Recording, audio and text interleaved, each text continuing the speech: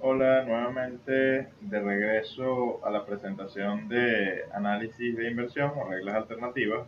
Dejamos en el video anterior el ejercicio que ven ustedes en pantalla en este momento, que era de un flujo de caja no tradicional. Entonces procedemos ahora a, digamos, resolver el ejercicio. Entonces, dada la información que se maneja en el enunciado, procedemos a trabajar con las variables. Entonces, tasa de descuento 10%, los flujos efectivos los que se presentan en la hoja de cálculo. Y fíjense que si ustedes le dicen a Excel que le calcule la tasa interna de retorno, Excel igual se las calcula, aunque tenga flujos efectivos negativos del periodo 1 al periodo 4 y la única entrada de efectivo sea en el periodo 0. Excel allí les dice que el punto de corte entonces que va a ser la TIR va a ser cuando la tasa sea de 13.99%. Ahora bien, cuando ustedes calculen el BPN asumiendo una tasa del 10%, van a ver que el BPN les da negativo, es decir, que por criterio tú deberías rechazar en este caso ese proyecto de inversión. Ahora bien, cuando el BPN es del 20, digamos, asume una tasa del 20%, resulta que el BPN va a ser mayor a cero y deberías aceptar el proyecto de inversión. Eso, a diferencia de lo que teníamos en el caso anterior, te lleva a que si tú quieres graficar asumiendo varias tasas de descuento, es decir, haciendo sensibilidad en las tasas de descuento y observando el comportamiento del BPN, bueno, llegas a estos valores que están acá, donde entre 12 y 15% como tasa de descuento, van a ver que el BPN cambia de negativo o pasa de negativo a un valor positivo. Eso gráficamente es esto que está aquí.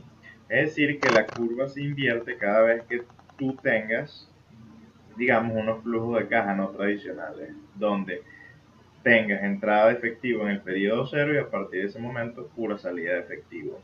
¿Cuál es el criterio de decisión para estos casos? Que bueno, que tú solamente vas a aceptar algún proyecto de inversión si solo si la tasa de descuento es superior a la tasa interna de retorno, a diferencia de lo que tenías en el caso del flujo de caja convencional, donde la única manera que tú inviertas es si solo si tu tasa interna de retorno es superior que la tasa de descuento.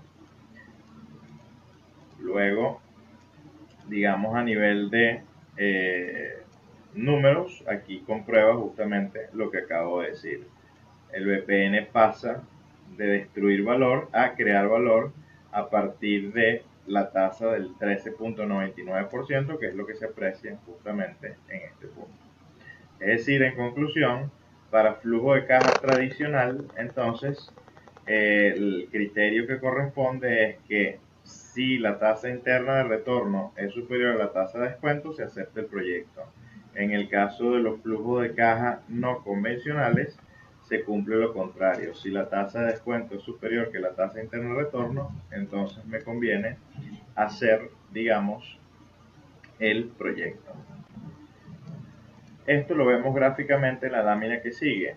Aquí vamos a ver que la relación negativa entre el BPN y la tasa de descuento tiene este comportamiento que es justamente el que acabamos de mostrar en el ejercicio 3, frente al comportamiento que muestra el lado derecho de la lámina, donde tienes flujo de caja de entrada positivo y luego flujo de caja de salida negativo, que sería la relación positiva entre el BPN y la tasa de descuento. Si se cumple, digamos, el flujo de caja convencional, que sería este que está aquí, entonces lo que estarías diciendo es que si la tasa interna de retorno es superior a la tasa de descuento, entonces el BPN tiene que ser mayor a cero y por eso aceptas el proyecto.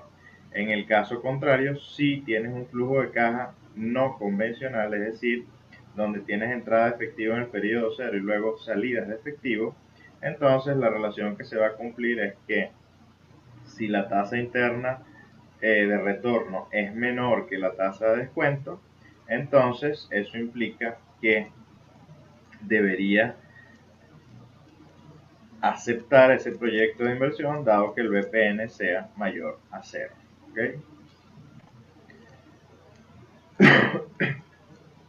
Ahora vamos al problema del modelo. El problema del modelo está básicamente en que cuando existen más de dos salidas de efectivo en un flujo de caja, nosotros vamos a tener problemas del tipo que se muestra en este momento en la lámina, donde vas a tener más de un punto de corte en el eje X. Y eso es tener un desembolso en el periodo 0, luego tener una entrada de efectivo en el periodo 1 y luego tener otra vez un desembolso en el periodo 2. Cuando tú graficas en este caso el VPN en función de la tasa de descuento, vas a ver este comportamiento. Primero, comienzas poco a poco en la medida que va aumentando la tasa de descuento hasta el 10%, pasas de destruir valor en el proyecto a tener un VPN igual a 0. Luego, en la tasa del 15%, obtienes, digamos, el valor máximo posible para el VPN y luego comienzas a destruir valor poco a poco hasta llegar a la tasa del 20%, donde el VPN vuelve a ser 0.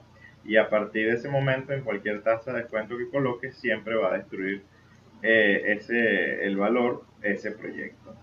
Esto lo podemos ver, digamos, numéricamente en la hoja de cálculo. Cuando ustedes revisan la hoja de cálculo en su pestaña 5, justamente lo que van a comprobar es exactamente lo que les acabo de decir. Si asumen una tasa de descuento del 30%, entonces fíjense que el VPN para el flujo efectivo que se presenta va a ser, en este caso,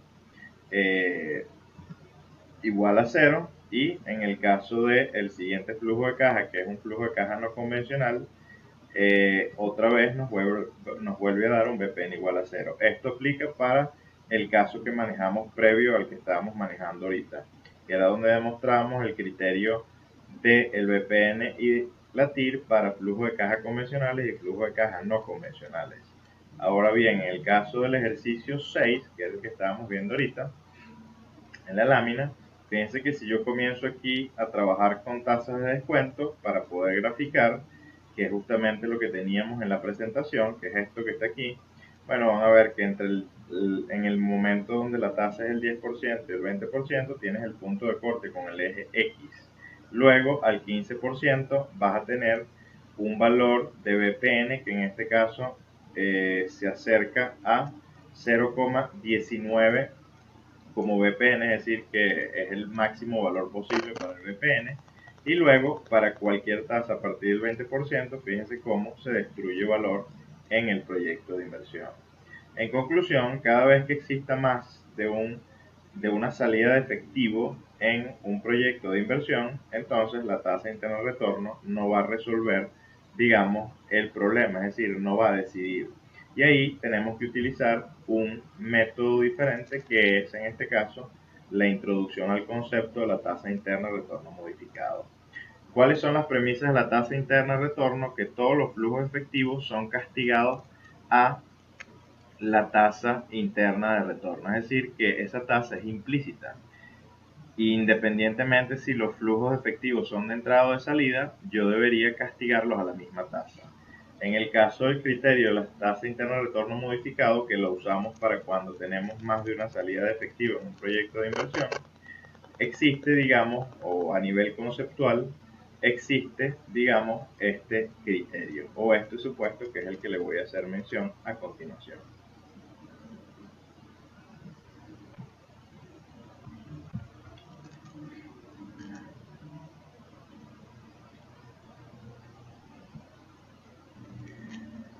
Entonces, dado un proyecto que tiene varias salidas de efectivo, en este caso en 0, en 1 y en 2, y tiene dos entradas de efectivo, entonces el criterio o la hipótesis del modelo lo que dice es que todo lo que sean salidas de efectivo deben llevarse o deben actualizarse al momento 0 a su tasa de descuento, y todo lo que sean entradas de efectivo debe llevarse al último periodo de evaluación de ese proyecto de inversión a una tasa de reinversión.